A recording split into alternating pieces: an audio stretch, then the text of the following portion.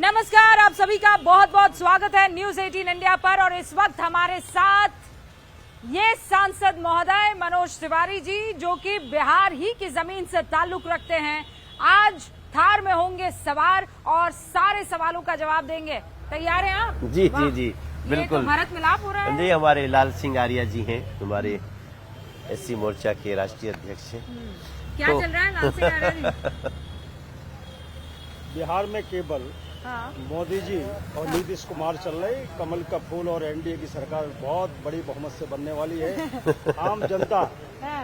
विकास के लिए हाँ।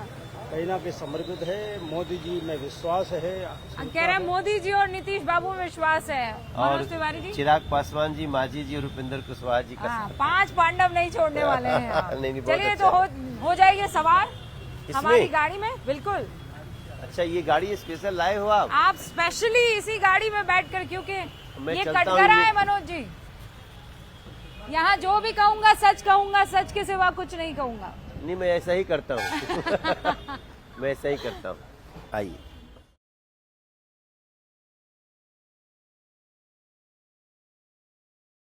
तो मनोज जी, अब तक आप क्या क्या देख चुके हैं और क्या आपको आभास हो रहा है? क्या आप जनता से उम्मीद लगाए बैठे हैं? रूबिका जी, अब तक मैं करीब कल 15 जनसभा कर चुका हूँ और 3 नुक्कड़ सभा कर चुका हूँ। नॉमिनेशन भी करा चुका हूँ लगभग 20 लोगों का। तो मेरा तो जो आकलन है वो बहुत पॉजिटिव है और बिहार एनडीए के साथ फिर से जा रहा है। बल्कि यूं कह लीजिए कि बिहार का विश्वास एनडीए में और ज्यादा बढ़ा है। कुछ तो लोगों पहले ने ऐसा बिहार नहीं को था। हंसी का पात्र बना दिया था, और कुछ लोग क्या, मतलब जो राजद की सरकार थी, उस जिसको हम लोग जंगल राज बोलते हैं, तो उन लोगों ने बहुत अपराध में बिहार तो हुआ ही, जंगल राज तो इमेज बहुत डाउन हो गई थी बिहार की। तेजस्वी कह रहे हैं कि अब वो पुरानी बातें होगी, वो इतिहास है। आप लोग बार बार उस जख्म को कुरेदने की कोशिश करते हैं। तेजस्वी बाबू ने ही कुरेदा है। तेजस्वी बाबू ने जब शहाबुद्दीन जिंदाबाद बोला तो उसके बाद बिहार के लोग तो अवाक रह गए। इतने समय बाद हो सकता है कि कुछ लोग उसको भूलने लगते। हालांकि जो किया है तेजस्वी बाबू के परिवार की सरकार ने, तो उन लोगों का आज भी लोगों को याद है, आज भी लोग सिहर जाते हैं। क्या याद है बिहार के बारे में? माँ की याद। माँ कहती थी कि बचवा सूरज ढल जी है तो मत घरे यहाँ जा, ओजिंगे रुक जी, मोहनिया रुक जी है, बनारस रुक जी है। ये सब हम सुनते रहते थे। हम लोग जब हम लोग गाना शुरू किए थे, तो गाना शुरू करने पर भी हम लोगों को कभी भी बदमाश लोग फोन करके बोल देते थे यहाँ गाना गा के चले जाना, तो हिम्मत भी नहीं होती थी उनसे कुछ मांगने की, कि बस वो गाना गवा के छोड़ दे, इतना ही बहुत होता था। रुदिका जी, हम लोगों ने जो बिहार देखा है, हम तो 96 से स्टारडम में आ गए ना। तो 1996 से जिसका मनोज तिवारी का गाना चलने लगा, सीए से कह के बीए बचवा हमार कंपटीशन देता, बड़ी शेर पे पहले गाइए, फिर उसके बाद बात आगे बढ़े। वो हम लोग ने शुरू किया था माँ के गीत से। कि हाथ में त्रिशूल गरवा, सोनवा के हार, रूपवा मनवा मोहतवा, बाड़ी शेर पर सवार, रूपवा मनवा मोहता। तो बहुत चल गया माता की कृपा से।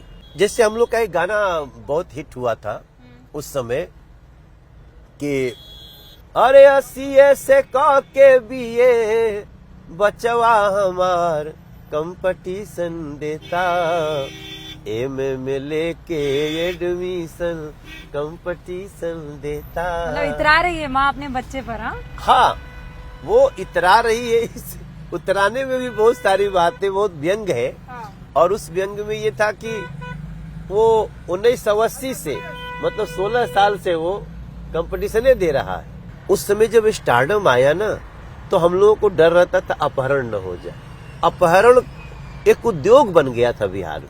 तो फिर तेजस्वी यादव का ये क्यों कहना लोगों को भार आया है कि इतनी करोड़ नौकरियां दी जाएगी, भाई तेजस्वी बाबू, मतलब हर परिवार में नौकरी दी जाएगी। तेजस्वी बाबू नौकरी कैसे दी जाती है इसका तो उनको पता है नहीं, नौकरियां कितनी होती हैं प्रदेश में इसका भी उनको ज्ञान नहीं है।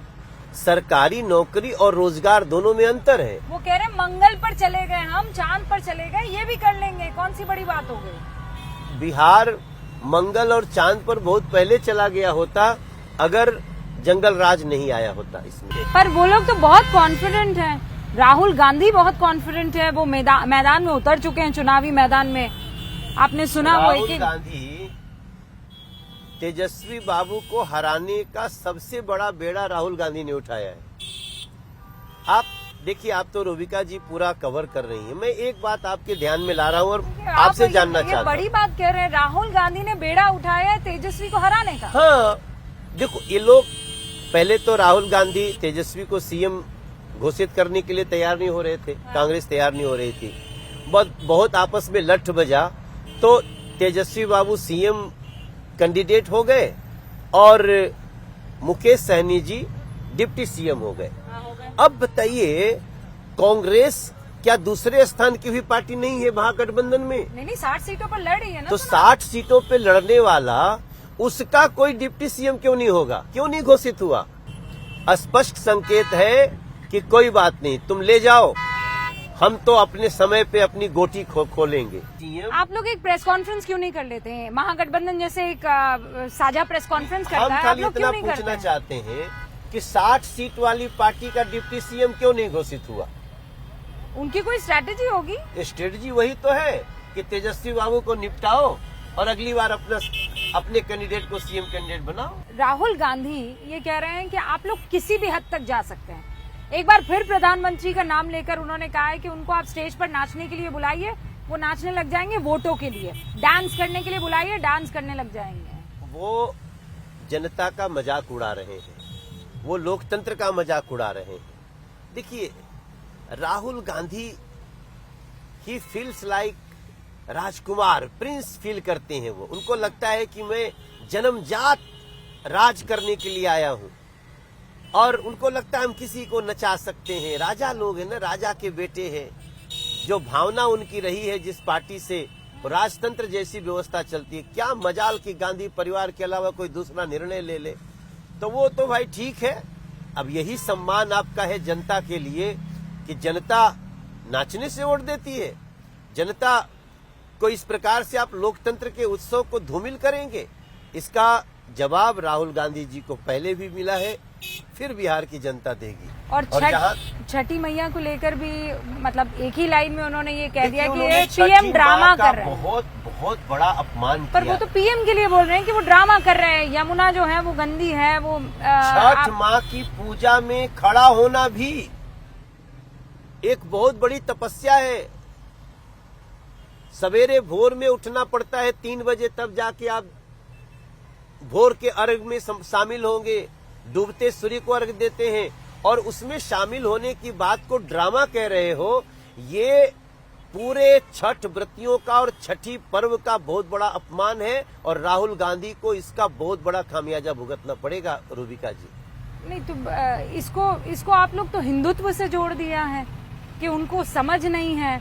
मतलब वो आप पर आरोप लगा रहे हैं, वो छठी मैया पर थोड़ी आरोप लगा रहे हैं। अरे छठी मैया के पूजा में शामिल होने को ड्रामा बता रहे हैं ना। हाँ। तो आप छठ जैसे इतने बड़े पर्यावरण की सुरक्षा रखने वाले इतने बड़े सनातनी त्योहार, इसको आपने कह दिया ना कि छठ में भाग लेने वाला ड्रामा कर रहा है। मतलब इतने व्रतियों को आप ड्रामा बोल रहे हैं।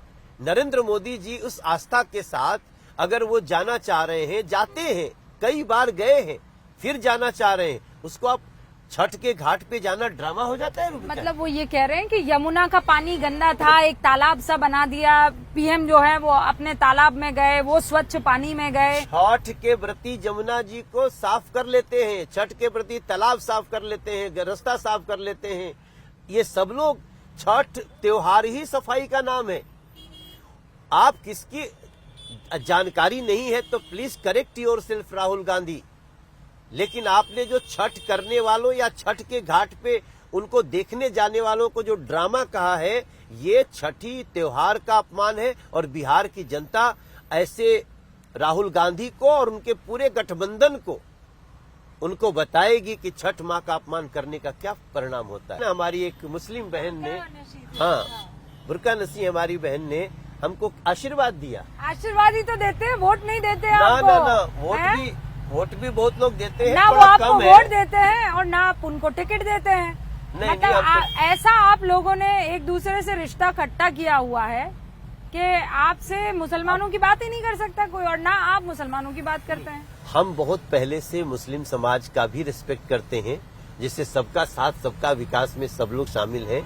और भैया, और अब मुस्लिम समाज भी सोचने लगा है कि हमारा वेलविशर ये एनडीए है। और गिरिराज सिंह कहते हैं हमें नमक हरामों का वोट नहीं चाहिए। आप ही के लोग आके इस तरीके की बातें करते हैं।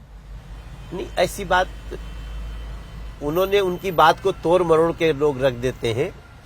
ये फेवरेट डायलॉग है, तोड़ मरोड़ के हमारी बात को पेश किया गया है। आप कह रहे हैं मोहब्बत की दुकान आपने खोली हुई है, राहुल गांधी कह रहे हैं मोहब्बत हम दे रहे हैं, आप सिर्फ नफरत का काम करते हैं और कुछ भी नहीं, सिर्फ नफरती बातें करते हैं, नकारात्मक बातें करते हैं। देखो रूबिका जी, आज ना मैं बहुत सोच समझ के एक बात बोल रहा हूँ हाँ। कि राहुल गांधी एक इंटेलेक्चुअल टेररिस्ट बन गए, वो वैचारिक आतंकवादी बन गए। वो जब से देश की जनता ने उनको 17-18 बार नकार दिया, हाँ। तो उसके बाद अब वो देश के लोगों को भड़काने में लगे हैं। अब भारत को ना टेररिज्म से ज्यादा खतरा इंटेलेक्चुअल टेररिज्म से है, और वैचारिक आतंकवादियों के नेता बन गए हैं इसमें राहुल गांधी। और मैं आपको विश्वास दिलाता हूं, अभी आपने देखा होगा 20-25 दिन वो थे ही नहीं। हाँ। कहां गए थे? वो पक्का जॉर्ज सोरोस के पास गए होंगे, वो पक्का उसकी तैयारी कर रहे होंगे कि हम कैसे। वो तो कई बार बोल चुके हैं ना, पूरा देश में किरासन तेल बिक चुका है, बस एक माचिस लगाने की जरूरत है। अच्छा, अब आखिरी कुछ सवाल शब्द कहूंगी, और जो पहला ध्यान आता है आपके मन में, उसी शब्द के को लेकर जो भाव ध्यान में आता है, उसका जवाब आपको मुझे देना होगा। बिहार देश का सेकेंड सबसे लार्जेस्ट जीडीपी का स्टेट और भारत का सबसे तेजी से बढ़ता हुआ राज्य। मनोज तिवारी। एक समाज सेवक। नरेंद्र मोदी। राष्ट्र चितेरा, राष्ट्र नायक। राहुल गांधी। Intellectual terrorist. ममता बनर्जी।